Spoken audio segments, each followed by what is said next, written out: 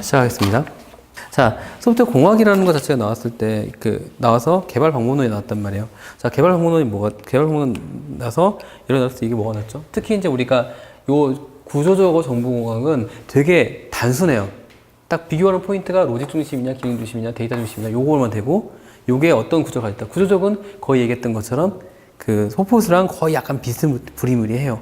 그래서 우리가 이해할 때 가장 어려운 부분은 바로 사실은 요 객체 지향이죠. 그죠?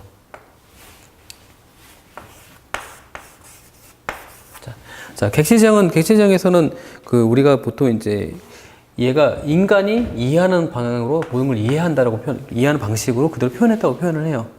그럼 그게 무슨 의미냐면, 얘기했던 것처럼 사람이 이해하는 거. 컴퓨터는, 아니면 자동차는 엑셀을 밟으면 가야 돼. 그죠? 동작, 행위고, 그럼 그 상태가 어떻게 돼요? 주행 중 상태로 바뀌게 되죠.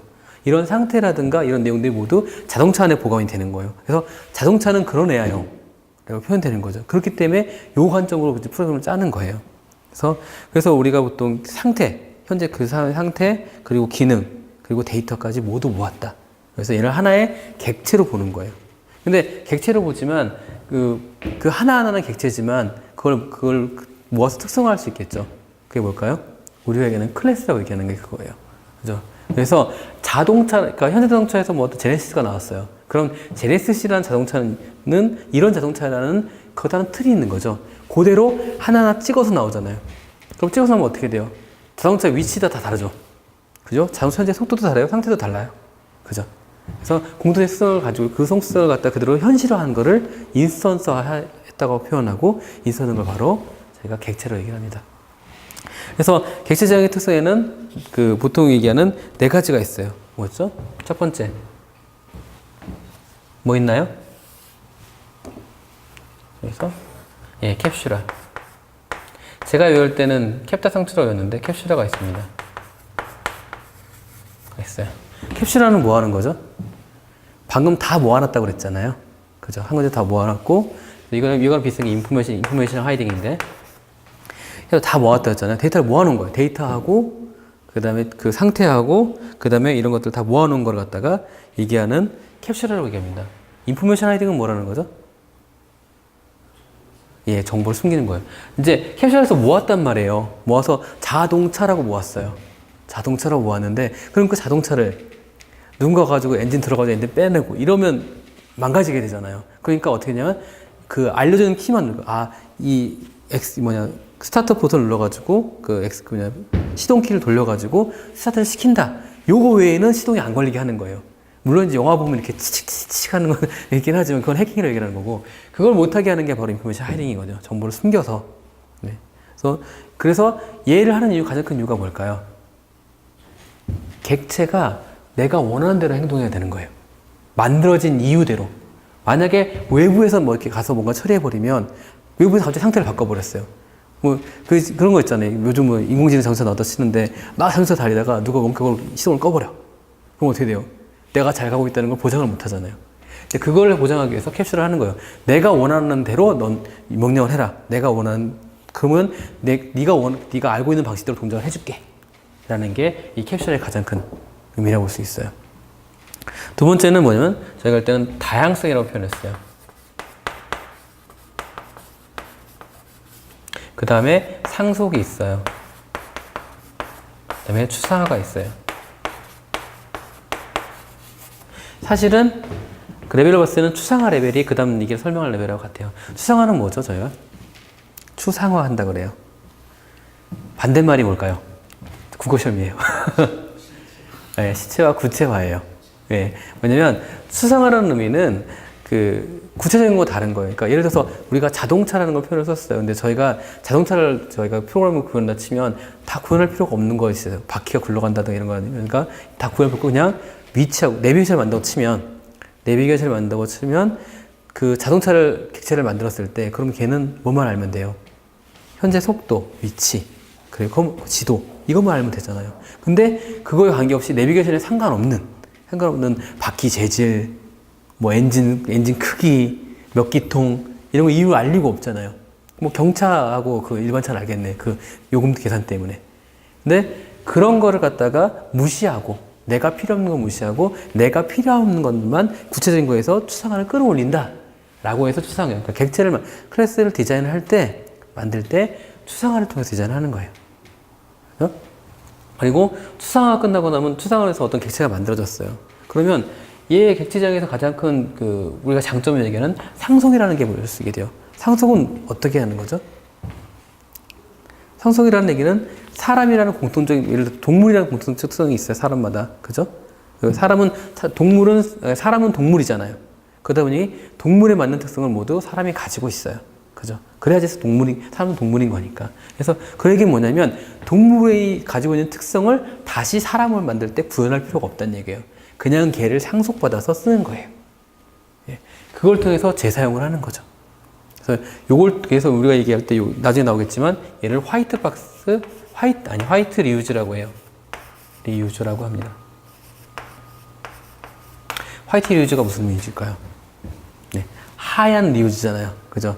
얘의 반대말은 블랙 리유즈겠죠. 블랙박스 리유즈. 그래서 블랙박스라는 건 안 보이는데 얘는 화이트라는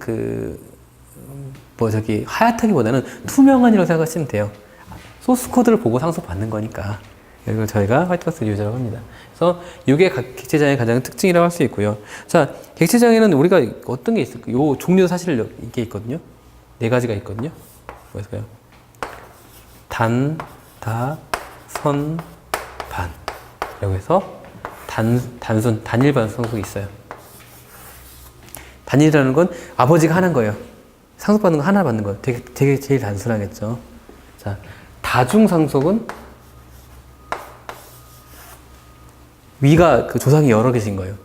그래서 요 다중상속을 설명하기 위해서 저희가 보통 얘기하는 게 뭐냐면 올인어글이에요. 그래서 OOP라는 책을 오브젝트 오리엔티드 프로그램이라는 예전에 원서를 읽어보시면 앞에 올인어글이 딱 있어요. 얘는 조류의 속성과 포유의 속성을 둘 다 가지고 있죠. 포유를 젖을 먹이면서도 알을 낳고, 그죠? 물에서 시험 치고 이런 걸 처리하잖아요. 그래서 얘는 그 속성을 둘 다 가지고 있는 거예요. 그래서 다중상속을 하는 거고요. 그 다음에 선택상속이라고 있어요. 선택은 뭐냐면 다중상속인데 그 중에서 선택적인 것만 가져오는 거예요. 다 가져오는 게 아니라. 이런 게 있습니다. 그 다음에 있는 게 반복상속입니다. 그래서 누가 A를 상속했는데 다시 B, D를 다시 얘가 분할했고 이걸 다시 상속을 받는 거죠. 상속을 받은 상태에서 얘가 이중상속을 다시 받고 다시 받아서 좀 더 복잡하게 만들어진 걸 얘기를 해요. 자, 이렇게 하니까 어떤 일이 벌어져요? 단일 상속은요, 되게 편해요. 이해하기 편하고 디버깅이 가능해요. 다중 들어가면 복잡해집니다. 그래서 나중에 나오겠지만, 요거를 버린 언어가 나오게 돼요. 뭘까요? 네, 자바입니다. 자바는 객체지향 언어지만 상속에서 요걸 포기해요. 포기해서 자신이 좀 더, 더 단순화해서 간단하게 프로그램을 짜는 거죠.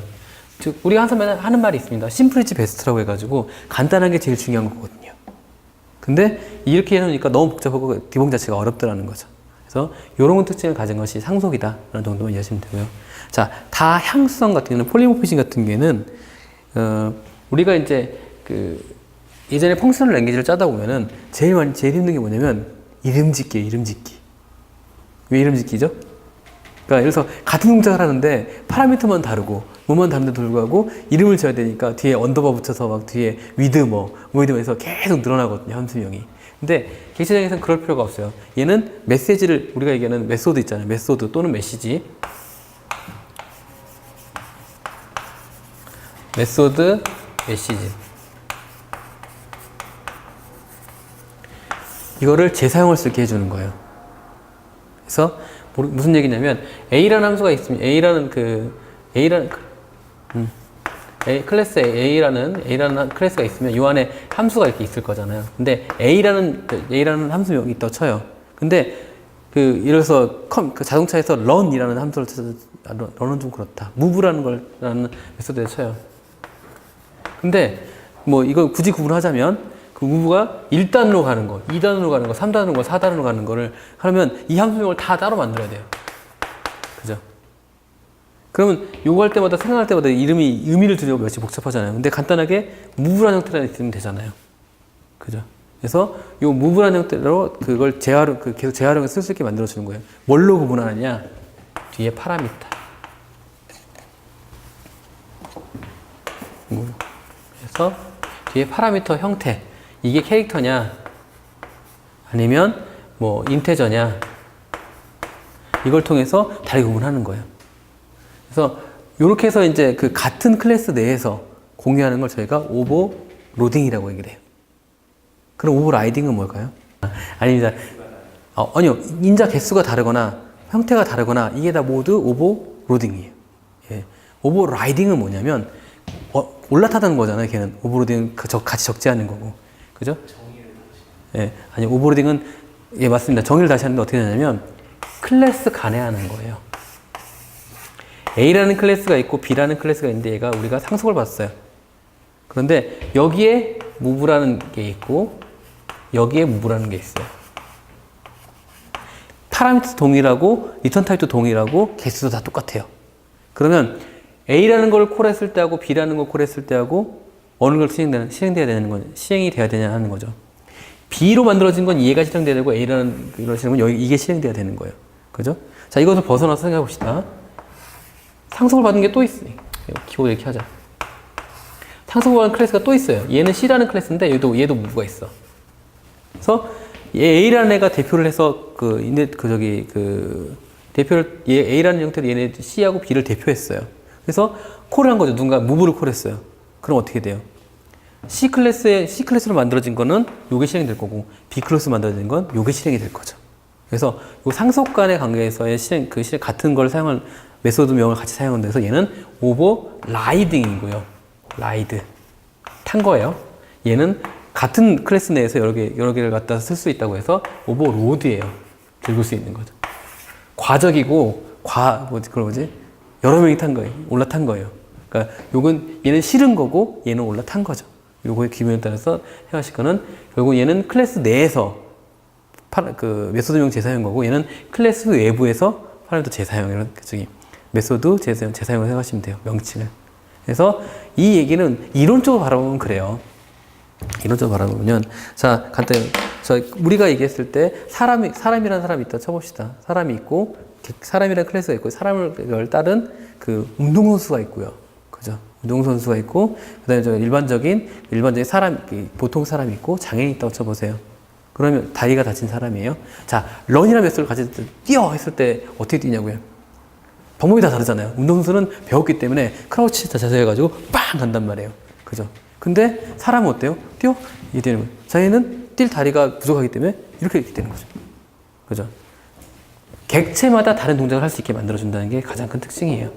예, 그래서 보시면 다 이게 객체에 되는 거예요. 객체를 좀 더 안전하게 보관하고, 객체를 정확히 디자인하고, 그 다음에 객체를 만들 때 효율적으로 만들고, 그리고 그 객체에 맞게 행동하게 만들어주는 것. 요 네 가지가 바로 객체 지향의 가장 큰 특징이라고 할 수 있습니다. 그래서 보통 추상화라고 해서 그것까지만 이해하시고 나머지 부분은 될 것 같아요. 자, 객체 지향 정보론 같은 경우는 이러한 객체를 가지고, 그러니까 캡처 상추, 캡슐화, 다양성, 그 다음에 상속, 추상화가 있는 객체를 가지고 프로그램을 짜는 것, 소프트웨어를 개발하는 것이 바로 객체 지향 방법론이에요. 그래서 보통 이 객체가 지금 만들어지고 나서 그 세 명이 되게 유명한 사람이 나와요. 예, 야콥슨이라는 사람하고, 그 다음에 럼버흐, 그 다음에 누구지?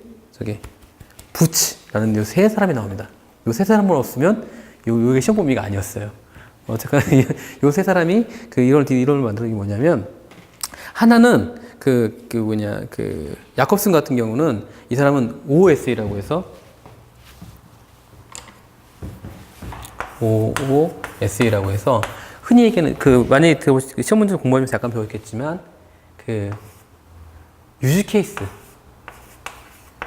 중심의 요구사항을 어떻게 하면 잘 받아들일 것인가 라는 거에 집중하게 돼요.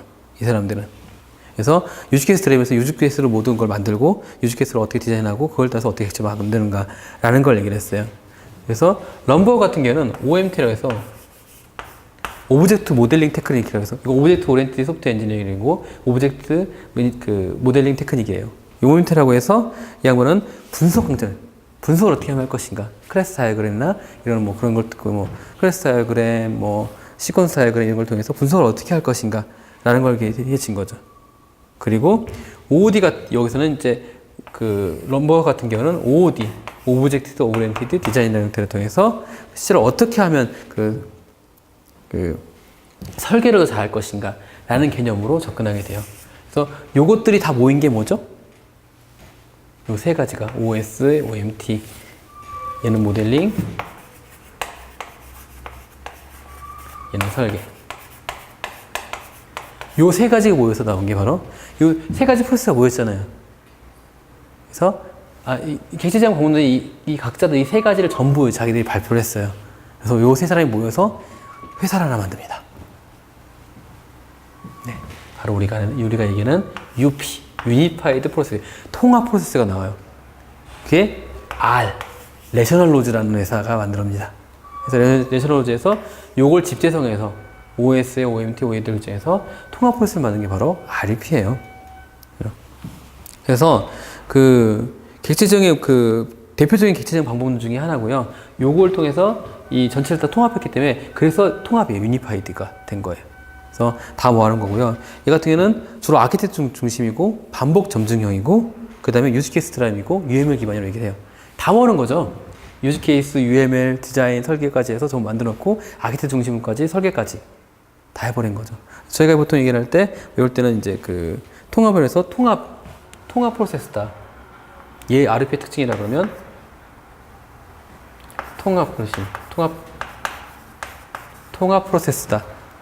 그리고 아키텍트 중심이다. 아키텍트 중심. 그리고 반복 점증형이다.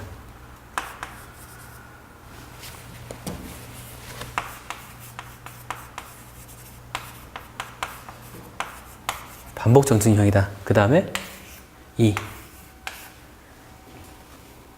뭐죠? 2차원 구조다.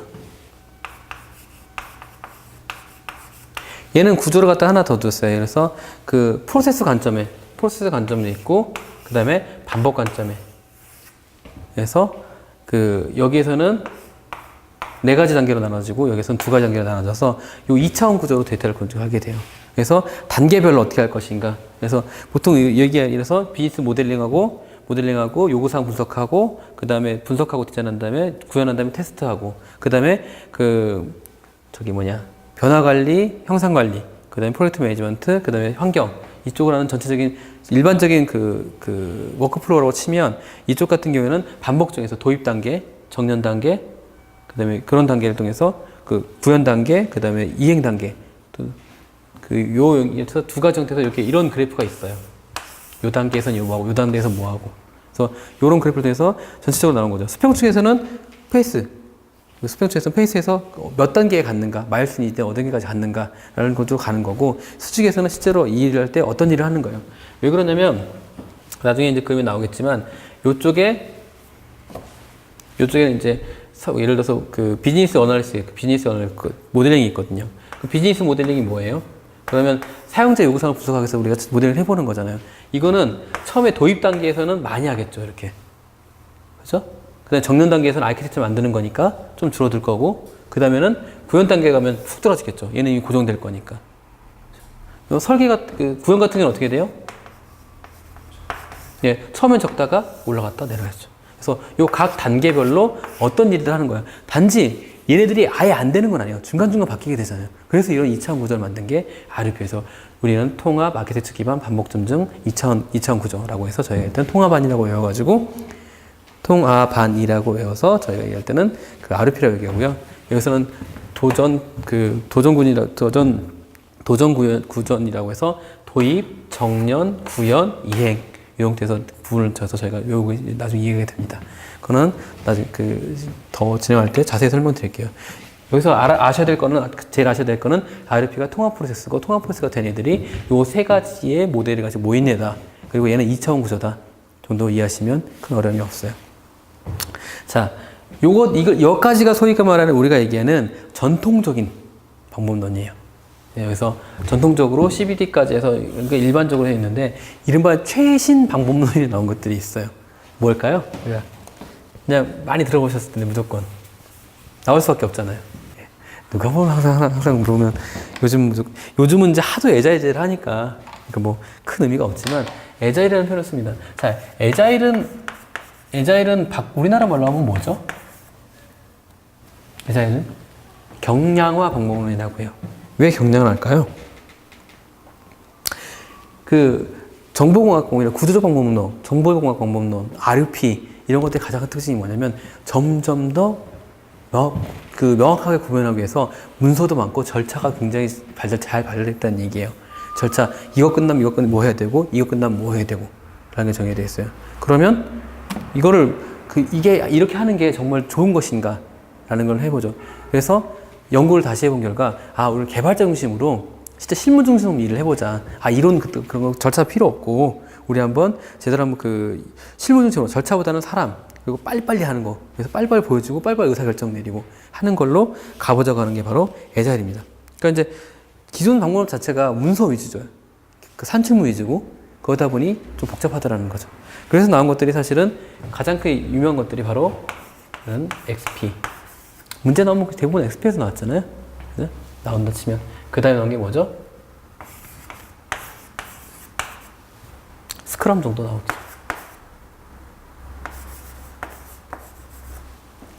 이거 말고도 뭐 DSDM이라든가 FDD라든가 크리스탈이라든가 이런 것들도 있거든요.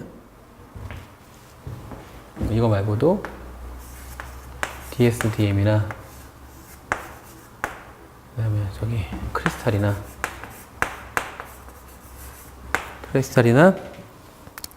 저기 FDD 이런 거 있는데 실질적으로 아직까지 요즘 돼서 살아남은 건 요 두 개가 가장 강력하죠. 그리고 그 중에서도 최근에 스크럼이 많이 논의되고 있습니다. 자, XP는 뭐죠? 저희가 익스트림 프로그램이라고 해요. 예, 약자로 해서 익스트림에서 EX로 해서 XP인데 얘는 뭐냐면 굉장히 강력화돼서 개발자 중심으로 일을 해보자라고 해서 초반에 이게 제일 유명했어요. 그래서 XP의 4대 핵심 가치라고 했죠. 뭐가 있죠? 저는 이제 외울 때 P, U, 용, 단으로 했어요. 자, 뭐죠? 첫 번째, 피드백.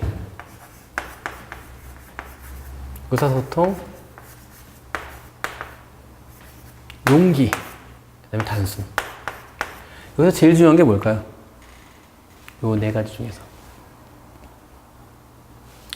사실은 중요한 순서로 넣은 거예요. 요 2개가 제일 중요합니다. 사실은. 의사소통하고 피드백이 가장 빨리 나온다는 거예요. 그러니까 뭐냐면 단순하게 디자인하고 단순하게 개발을 해서 빨리 개발하는 거예요. 어떻게 의사소통을 통해서 바로바로 옆에 앉혀놓고 이거 맞지 하면서 바로 현실적인 걸 먼저 보여주는 거예요. 문서 따윈 필요 없다. 이렇게 정리된 문서 따윈보다는 필요 없고 실제로 돌아가는 산출이 더 중요하다라고 하는 거예요. 그래서 이거 단순하게 의사소통을 통해서 정의하고 고객은 빠른 피드백을 보여주는 거예요. 이거 맞아. 이거 틀려. 맞아. 틀려. 이거 할 수 있어. 없어. 이거 갖다가 정해서 요 4가지를 정한 거죠. 이 용기가 제일 재밌는 단어인데 이 용기가 이게 무슨 말이지만 이 용기의 의미는 그거예요. 고객이 아무리 프로그램을 많이 바꾸고 요구사항을 바꿔도 우린 다 할 수 있다. 라는 긍정적인 마인드를 가지고 진행하는 거예요. 그래서 피드백, 의사소통, 용기, 단순을 통해서 저희가 XP의 4대 핵심 가치라고 저희가 얘기를 합니다. 그래서 단순하게 정의해서 빨리 의사소통을 하고 그걸 통해서 개발을 하는데 진행하는 거죠. 그래서 XP는 또 특징이 뭐냐면 정해진 요구사항의 범위가 없어요. 그래서 얘는 뭐냐면 고객이 보여주는 형태에서 해당하는 시간대까지 일을 진행을 하는 거예요. 데모표는 있었겠죠. 이건 이렇게 갑시다. 하지만 지금 현재 가장 핵심은 이거니까 이거부터 만들고 그 다음에 이거 조금 만들고 이렇게 만들어서 계속 반복 정규식으로 계속 만들어 나가는 거죠. 이해할 수 있겠죠. 그래서 눈에 보여지기 때문에 굉장히 빨리 할 수 있어요. 근데 이게 가장 큰 단점이 뭘까요? 의사소통의 문제가 다시 여기서 걸려요. 고객을 갖다 같이 했는데 고객하고 얘기를 했는데 고객이 의사결정 안 해주면 못하는 거잖아요. 그리고 그 고객이 의사결정을 잘못했으면 다시 해야 되죠. 그런 것들에 대해서 그래서 정확하게 관리하기 정확히 말하면 관리하기 어렵다요. 하지만 우리가 일반적으로 얘기하는 인터넷 기업 같은 경우는 어때요? 이미 돌아가고 있는 라이브 서비스잖아요. 그럴 때는 이런 것들이 굉장히 큰 도움이 될 수는 있겠죠. 그죠? 그리고 여기에는 사실 12가지 실천 방안이 있어요. 얘는 핵심 가치고, 그럼 이걸 하기 위해서 어떻게 할 것인가라는 게 12가지 있습니다. 제일 재밌는 거는 그거죠. 그, 페어 프로그래밍. 페어 프로그램은 그, 페어잖아요. 그러니까 둘이 같이 프로그램 짜는 거예요. 그것도 이거 말 이상하잖아요. 그 간단히 뭐냐면, 모니터 한 대 두고, 사람이 두 개 있어요. 이렇게요.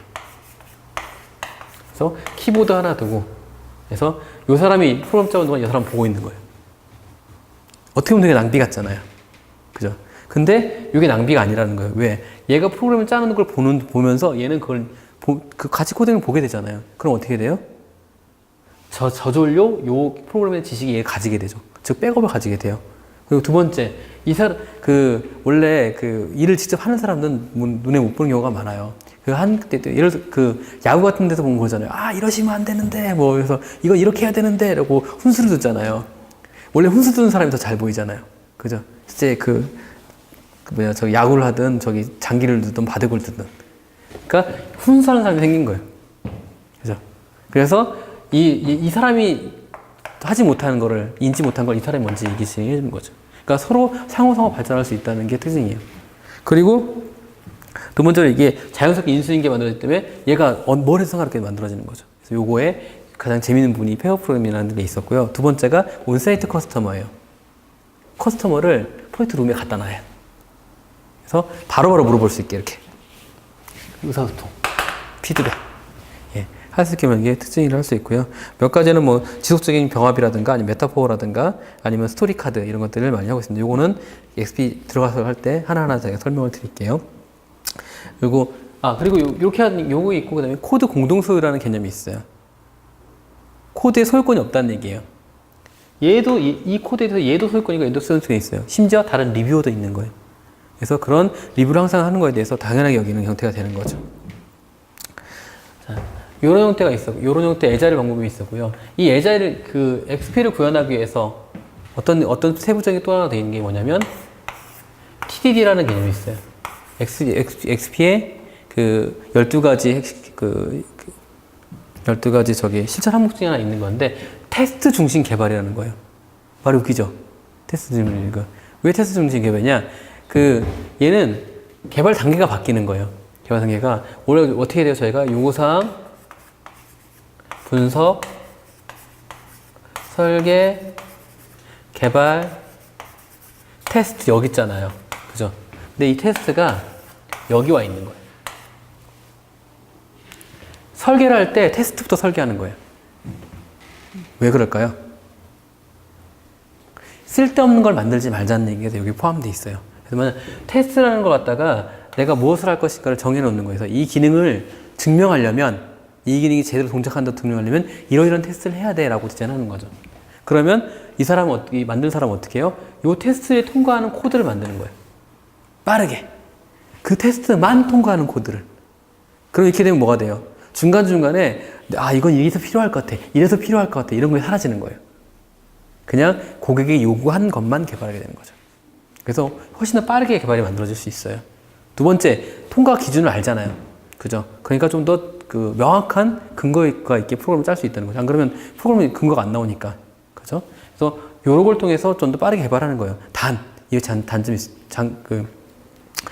고려될 게 뭐냐면, 요때 개발을 할 때, 처음 만들 때는 개판을 만들 거니까, 당연히. 왜냐면 테스트만 통과하게 만들 거니까, 성능이나 그런 거 신경 안 썼게 만들었을 거예요. 그죠? 이거를 리팩토링을 통해서,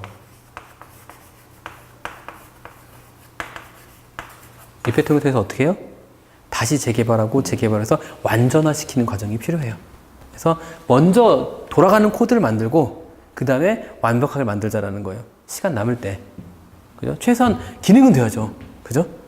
그러니까 그런 것들을 하는 게 바로 이 TDD고요. BDD 같은 경우는 요거 이제 이런 게 있다는 것 정도만 이해하시면 될 것 같습니다. 자, 그 다음에 아까 CBD가 있었잖아요. CBD. 얘 같은 경우는 어떤 거라죠? 보통 이럴 때? 네. CBD에서 중요한 건 그거예요. 저희가 객체 지형하고 구분하는 게 되게 중요해요. 자, 객체 지형은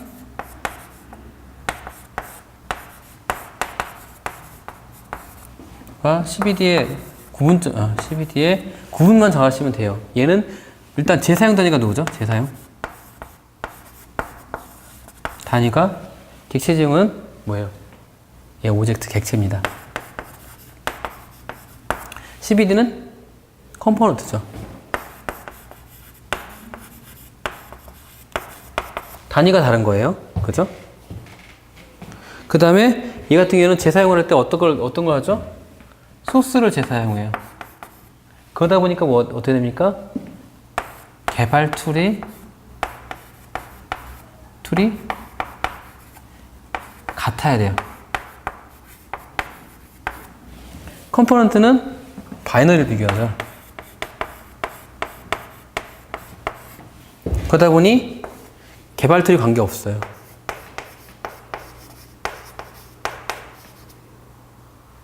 같을 필요 없지. 필요가 없어요. 네. 요게 가장 큰 특징이라 할 수 있고요. 그러다 보니까 그리고 얘는 하는 방식이 상속이에요. 얘는 보통 우리가 할 때 위임이라고 얘기를 합니다. 네. 얘한테 일을 맡기는 거예요. 예전 같은 상속 같은 경우는 이러이러한 사람을 가지고 하는 거잖아요. 근데 이런 사람이 아니고 이런 애한테 던지는 거예요. 요게 가장 큰 차이라고 할 수 있습니다.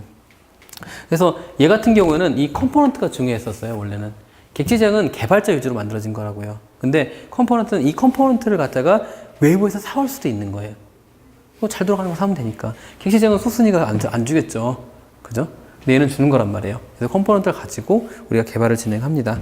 그래서 이 컴포넌트를 가지고 이제 그 컴포넌트가 있는 시장을 갖다가 저희가 보통 COTS라고 얘기해요. 컴포넌트 상용 시장. 네. 그래서 요거 이렇게 되고요. 컴포넌트는 인터페이스와 임플리멘트를 통해서 이제 얘는 이 컴포넌트의 특징에서 보면 인터페이스가 항상 동일해야 되는 거예요. 그죠? 근데 이 인터페이스만 동일하다면 밑에가 구현은 전혀 관계가 없다. 그러면 어떤 똑같은 일을 하는 그 프로그램을 짜고 있어요. 그 소프트웨어 개발하고 있는데, 어떤 기능을 하는 컴포넌트를 찾아본 거예요. 그랬더니, 이 컴포넌트가 있네. 근데 같은 인터페이스를 가진 게 여러 개 존재할 수도 있는 거예요. 그 중에서 가장 신뢰 있는 거 가져서 골라서 쓰면 돼요. 그러다가 얘가 안 좋아. 그러면 프로그램을 고치지 않고 이 모듈만 싹 바꿔요. 그런 게 가능하기 때문에 좀 더 유리한 방향이 되는 거고, 이것들이 전부 상용 시장이 되는 거죠. 그래서 CDB 정도라고 보시면 될 것 같습니다. 그래서 이 CDB의 가장 큰 그 방문 중에 하나는 아름이라는 애가 있었어요. 우리나라에 개발 방법이 있었는데, 이 아름의 구조를 보면은 사실은 지난번에 했던 RP랑 거의 흡사합니다. 네, 그 정도만 이해하시면 될 것 같아요. 네. 그 다음에 이제 그 CBD를 통해서 CBD 컴포넌트가 나왔으면 컴포넌트든 객체지향이든 모두 메인 프로그램에만 집중했어요. 그러니까 핵심 기능에서. 그래서 모든 기능을 갖다가 이 객체가 다 알아서 하고 컴포넌트가 알아서 해요. 근데 이렇게 하다 보니까 문제 생겼어요. 어떻게 되냐면, 자, 보통 우리가 프로그램을 짤 때 이런 게 많이 하는 게 뭐냐면 주로 로그 같은 걸 많이 남겨요. 그죠? 어떤 일이 벌어졌어요, 어떤 일이 벌어졌어요 라는 걸 남기는데, 여기 뭐 인사 프로그램, 재무 프로그램, 총무 프로그램 이런 게 있다 쳐봐요. 근데 이 프로그램을 쭉 하다 루틴이 돌면 루틴 안에 보면 다 공통적으로 가지고 있는 것들이 있더라는 거예요. 로그,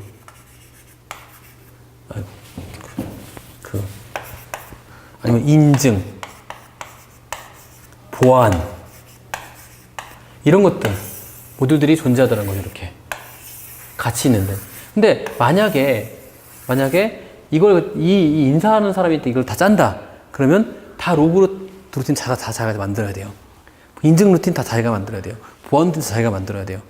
근데 얘네들이 다 따로 만들어. 얘는 세모로 만들고, 얘는 동그라미 만들고, 얘는 네모로 만들어요. 그러면 불일치하죠. 서로 호환도 안 돼. 그리고 또 어떻게 돼요? 중복된 돈이 들어가요. 다 따로 개발하니까. 그러니까 이 부분은 핵심 기능, 이게 메인 컨선이라고 크로스 컨선이라고 해서 겹치는 애를 따로 모아서 뽑아내보자 라고 하는 것이 바로 우리가 얘기하는 AOP, Aspect Oriented Program이에요. 관점 지향 프로그램. 관점을 형으로 쪼개는 거예요.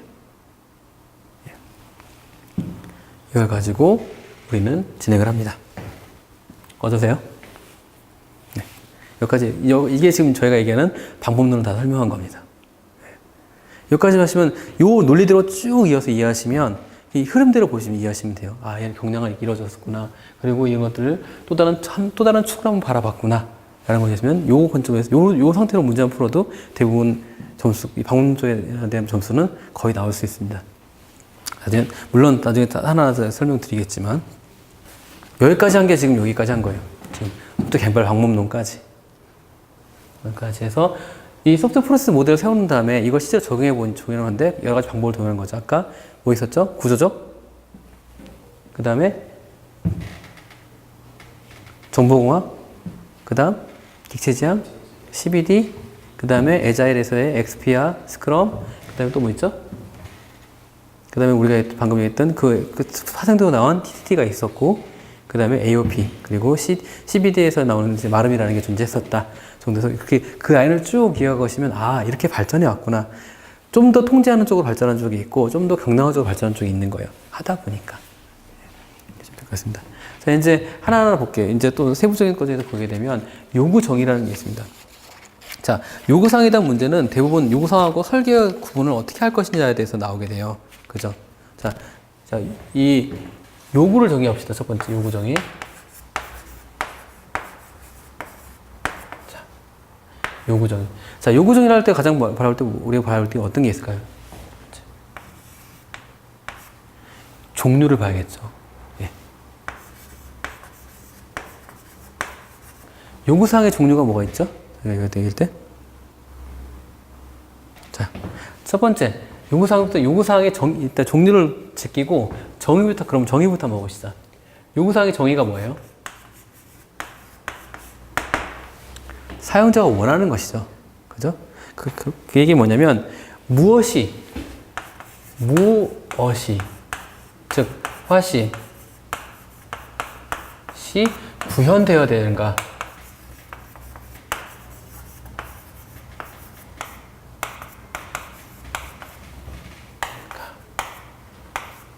를 어떻게 정리한 거예요. 정리하는 방법에는 아까 했던 정형, 비정형이 있는 거죠. 자, 이거라는 것을 요구사항에 대한 것을 정의하는 겁니다. 무엇을 구현해야 되는가를 정리한 거예요. 정형이든 비정형 명제로. 이게 바로 요구사항입니다. 실제로 보면은 우리가 봤을 땐 보통 여기는 그래서 무엇을 정리하기 때문에 이 무엇이 뭐냐는 거죠. 예, 보통 이게 나눌 때 얘기하는 건 기능, 네? 비기능으로 나눠요. 자, 기능은 뭐죠? 기능. 실제로 그 목표 구현을 해가지고 어떻게 동작하는가를 보는 거예요. 어떻게 동작하는가. 실제로 어떻게 동작하는 동작과 속에서 기능, 상태 이런 것들을 보게 됩니다. 자, 비기능 정의는 뭐가 있을까요? 네. 그래서 얘는 동작을 하는데 가장 큰 품질 문제라고 생각하시면 돼요. 품질이다.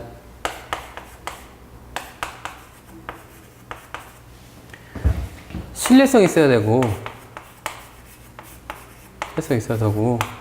그 다음에 사용성 있어야 되고 사용 잘 돼야 되잖아요. 그죠? 효율성 있어야 되고 유지보도 잘 돼야 되고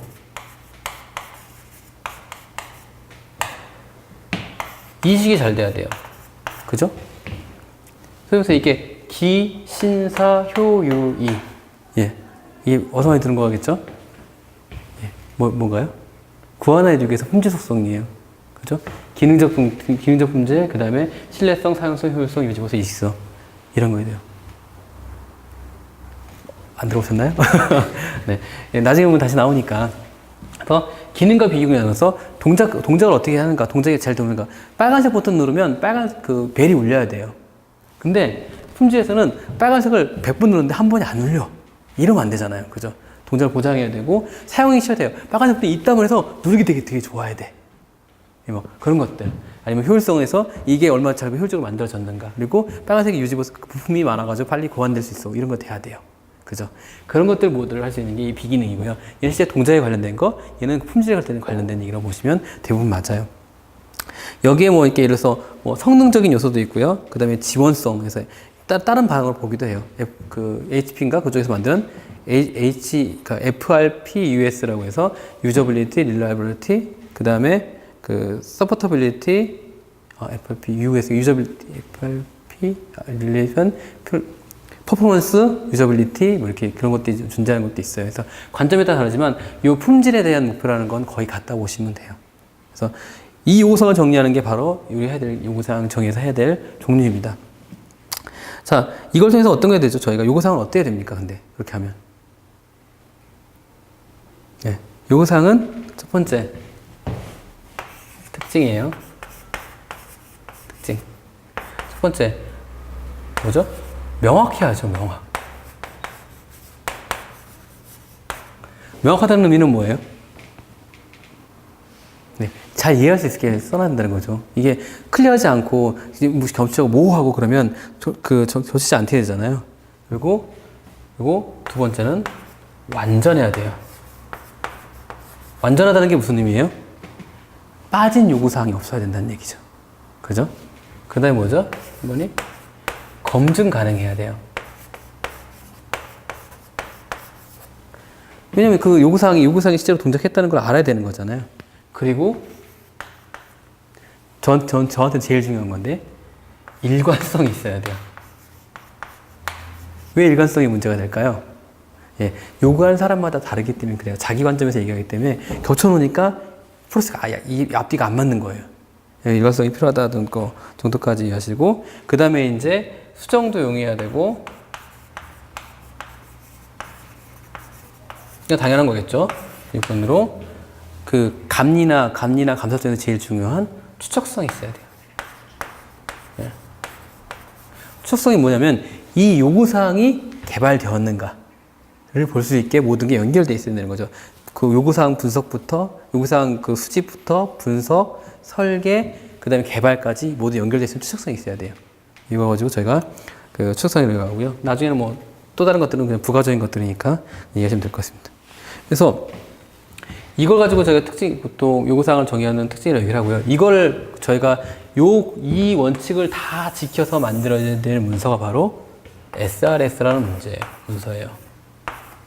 Software Requirement Specification이에요.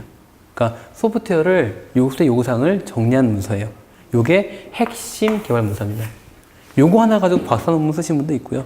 요거 효과에 대한 거죠. 왜냐면 이 SRS의 가장 큰 특징이 요걸 똑같이 따라한 거잖아요. 명확하고 완전하고 검증 가능하고 일관성있고 수정 용이하고 추적성이 있어야 된다. 이걸 거꾸로 간단하게 한 줄로 정리하자면 이것을 정리하지 않은 다른 사람이 보더라도 그 프로그램을 만들 수 있다. 네, 그 개념을 바라보시면 SRS의 특징을 할 수 있습니다.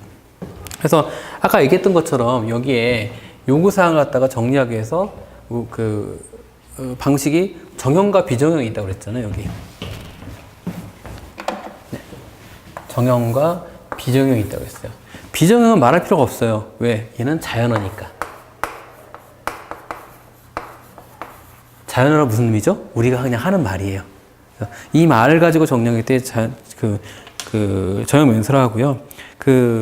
정형 문서 같은 경우는 얘를 수식화하는 거예요. 예, A가 들어가면 B가 나온다. C가 들어가면 B가 나온다라는 형태로 나오고요. 이거를 대수 기반으로, 숫자 기반으로 수식화하는 경우 있고, 모델 기반이라고 해서 수학적 표현을 통해 가지고 증명하는 방법들이 있어요. 여러 종류가 있고, 이 정형 문서에서는 대수 기반이 있고, 그 다음에 모델 기반이 있어요. 이 대수 기반하고 모델 기반 같은 경우는 별도로 이건 따로 외우셔야 되는 부분이거든요. 근데 문제상으로 많이 안 나오니까 하지만 그래도 일단 뭔가를 하는지 봐야 될 거예요. 그래서 얘는 연산 간의 관계죠. 얘 같은 경우는 모델 같은 경우는 저거죠. 저기 수학적 표현, 수학적인 문.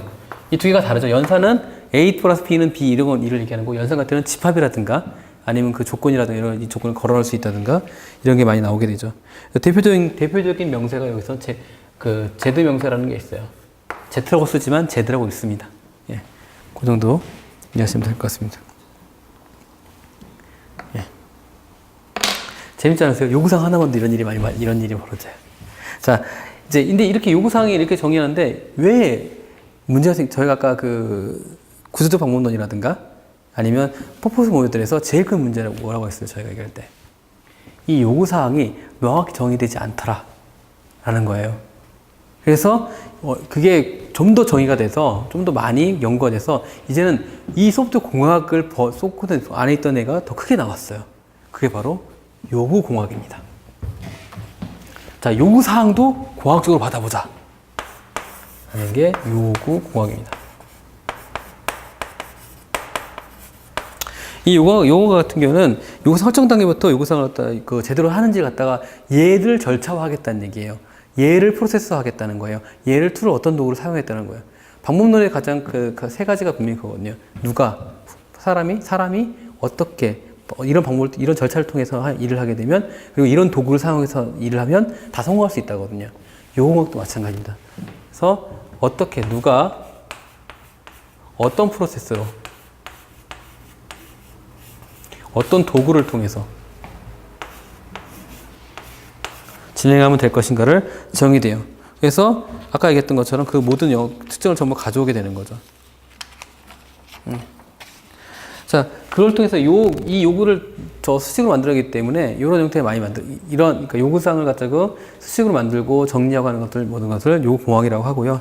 요거 가지고 우리가 얘기할 때 소위 말해서 여기서 나오는 것이 핵심 자산이라는 얘기가 나와요, 사실은. 이 핵심 자산이라는 얘기는 따로 딴 쪽 중간에 나오겠지만 다른 방문에서 나오는 얘기를 하지만 얘는 코어 에셋이라고 해서 실제로 이 도메인에서 이 요구사항에서 하는 게 핵심 일이 뭔가 라는 것 갖다가 따로 모으는 역할까지 해서 이 코어 에셋을 찾아내는 일을 하는 일이 바로 이 요구공학에서 하는 일들이라고 생각하시면 될 것 같아요. 그리고 아까 잠깐 설명드렸지만 아까 정형면세에서 아까 클린룸 모델에서 문제가 발생하는 게 있다고 했었잖아요. 그게 바로 상태 폭발이라는 거예요. 상태 용어인데 뭐냐면 정형으로 명세하다 그러니까 모든 걸 수식화해야 되잖아요. 다 무한해야 되잖아요. 그런 것들이 상태가 여러 개일 거잖아요. 근데 상태가 무한해져 버리는 거예요. 도저히 증명이 안 되는 거죠. 그런 생활자문이 있다 정도만 이해하시면 될 것 같아요.